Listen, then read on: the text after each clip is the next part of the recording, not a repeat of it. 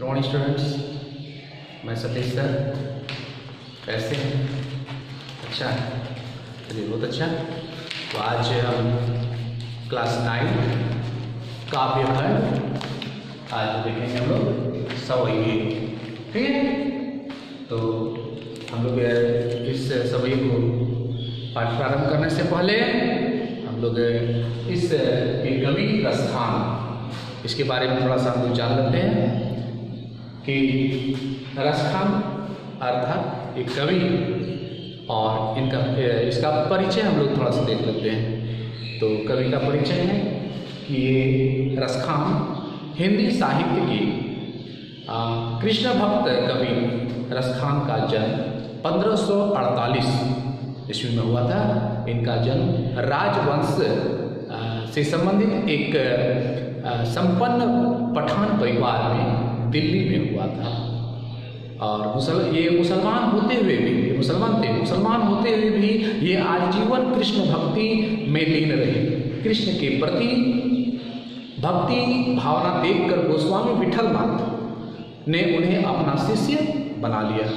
ठीक है, और वे दीक्षा लिए, अपना शिष्य बना लिए। और विठल नाथ, ठीक है, इसमें बताया गया कि गोस्वामी विठल नाथ ने उनको अपना शिष्य बना लिया और उनको दीक्षा दी। ब्रजभूमि में आकर रहने लगे, वे ब्रजभूमि में आकर रहने लगे।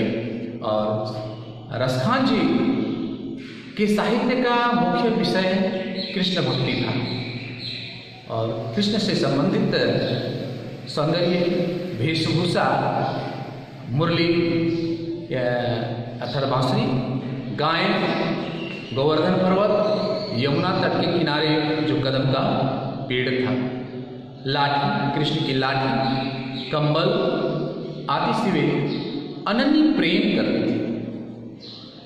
उन्होंने ब्रज भाषा में साहित्य रचा और इनकी भाषा सुमधुर, सरल और सहज, जिसमें कठिन शब्दों का प्रयोग नहीं हुआ है। अब हम लोग देखते हैं इसकी जो पंक्ति है, रसखान की जो पंक्ति दिया हुआ है, इसके माध्यम से वे क्या कहना चाहते हैं। हम लोग ये देखते हैं, मानुष भाव को वही रसखानी, मानुष भाव को वही रसखानी, बसो ब्रज गोकुल गांव के द्वार। तो यहाँ मानुष मनुष्य हाँ बने हुआ, तो वही रसधानी बसो ब्रज, बसो मने बसना, ब्रज गोकुल गांव के द्वार, अरे गांव के द्वारे। तो जो पशु हम तो कहा बस मेरो, चरो नंद की धेनु मंझार। तो जो यदि पशु हो तो पशु में जन्म लिया, तो पशु हुआ तो बस मेरो चरो नित्य नंद के, रोज नंद के धेनु मंझार, नंद के गायों के बीच। अब हम इसमें देखते हैं कि मानुष हो तो वही रसधानी, बसो ब्रज गोकुल गांव के द्वार। जो पशु हो तो कहा बस मेरो, चरो नंद के धेनु मंझारन, मंझारन अर्थात बीज। तो रसखान जी इसमें कहते हैं कि यदि मेरा जन्म मनुष्य में हुआ, मनुष्य के रूप में हुआ, तो केवल ब्रज के, क्या कहते हैं कि अगर मेरा जन्म मनुष्य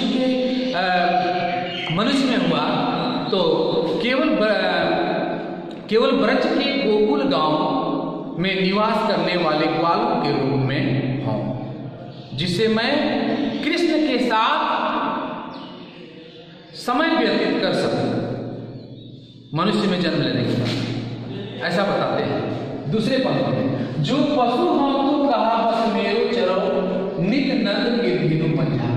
रसखान जी कहते हैं कि अगर मेरा जन्म पशु में हुआ, अगर मेरा जन्म पशु में हुआ तो ध्यान देंगे, कहते हैं कि उन गायों के बीच, क्या उन गायों के बीच, तो क्या बताया गया कि अगर मेरा जन्म पशु में हुआ, ठीक है, तो किस रूप में, नंद के गायों के बीच जाकर चले। और रसखान जी कह रहे हैं कि अगर मेरा जन्म पशु में हुआ तो नंद के गायों के बीच जाकर चले, क्योंकि उनको चराने वाले कृष्ण ही होंगे। अब हम लोग अगला पंक्ति देखते हैं, ठीक है। पावन हो तो वही गिरी पूजो पियो हरि छत्र पुरंदर धारण। पावन हो तो वही गिरी को जो पियो हरि छत्र पुरंदर धारण। पावन होता है पत्थर, गिरी पर्वत, हरि छत्र, हरि यहाँ कृष्ण को कहा गया, छत्र छाता, पुरंदर इंद्र, धारण करना, ठीक है। फिर यहाँ समाज कहते हैं कि यदि किसी पत्थर का रूप ग्रहण कर लूं, अगर मैं किसी पत्थर का रूप ग्रहण कर लूं तो उसी गोवर्धन पर्वत का अंग बनूं। क्या ध्यान से देखेंगे, यदि मैं पत्थर का रूप धारण कर लूं तो मैं कहां उसी पर्वत का रूप धारण कर लूं। कौन सा पर्वत का?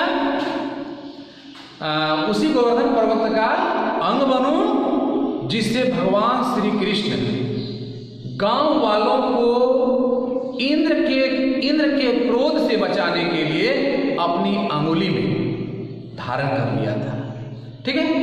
अब आगे जो खग हो, तो ये पत्थर का था कि अगर मैं पत्थर का रूप लिए ग्रहण किया है। अब खग का देखिए, पक्षी का, जब खग हो तो बसेरो करो मिली कालंदी कुल कदम के डाले। खग पक्षी, बसेरो बसना, कालंदी तीनों लोगों, कुल कदम की डाली।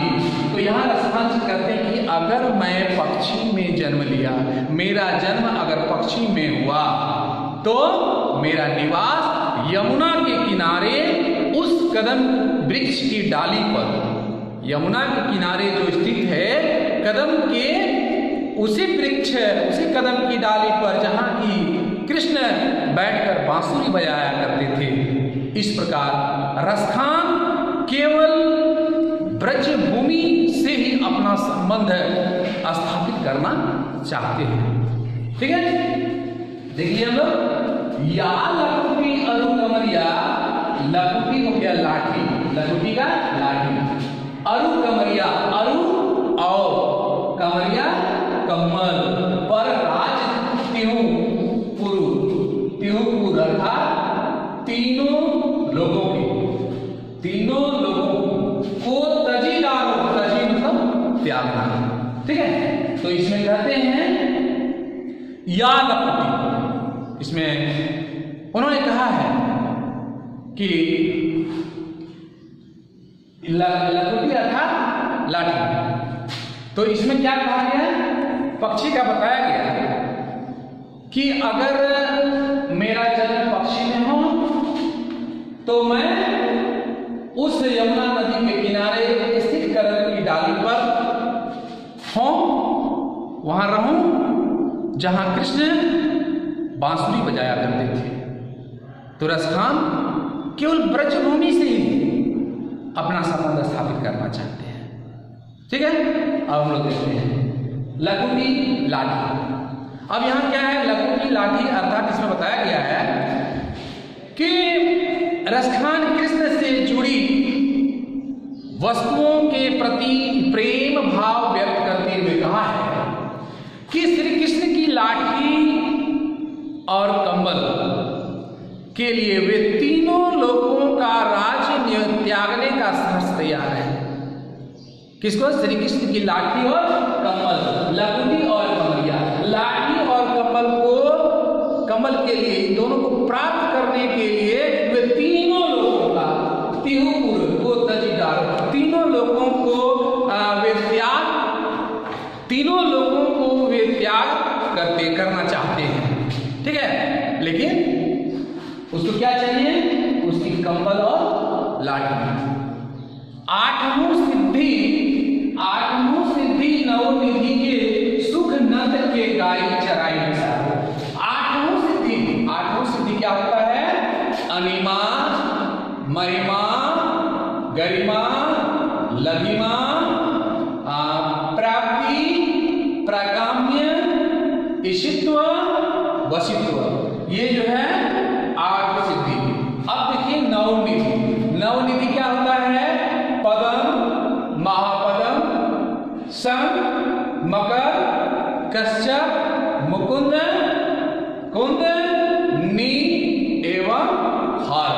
ये हो गया नवनिधि। इन सुखों को क्या देखिए, आठों सिद्धि यानी 8 सिद्धियों और नवनिधियों का सुख भी वे त्यागने के लिए तैयार हैं। नंद की गाय चराने के लिए ये त्याग है ना, नंद की गाय को चराने के लिए त्याग करने के लिए वे तैयार हैं। अर्थात कवि के हृदय में कृष्ण के प्रति अगाध प्रेम भाव विद्यमान है। वे उनकी वस्तुओं के प्रति अपना सर्वस्व त्यागने को तत्पर है। हो गया। अब देखिए, रसखान कवो इन अखिल सो ब्रज के वन बाग तड़ाग निहारे। अब आगे देखते हैं, रसखान कवो इन आखिन, रसखान कवो इन आखिन, रसखान कवो इन आखिन सो ब्रज के वन बाग तड़ाग निहारे। कौटी एकल धौत के धाम, करी के कुंजन ऊपर वार।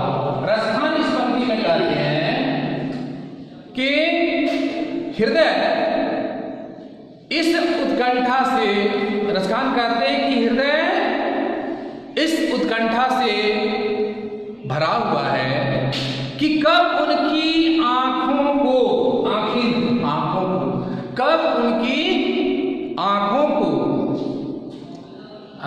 ब्रजभूमि के वन, बाग, तालाब आदि देखने को मिले। ठीक है। कौटी एक अद्भुत के गाय के कुंजन ऊपर वार। इसमें बताते हैं कि वे कुंज, वे ब्रज की लताओं से लदी कांटेदार झाड़ियों के ऊपर करोड़ों सोने चांदी के महल न्योछावर कर सकते हैं। कवि रसखान सर्वस्व त्याग कर ब्रज भूमि में निवास करने को तैयार है। ठीक है। तो हम लोग देखिए सवैया गया, ये जो पंक्ति था आप सभी समझ गए होंगे। और ये भाग एक फर्स्ट पार्ट था, ये दूसरा पार्ट में आगे हम नेक्स्ट वीडियो में देखेंगे। धन्यवाद।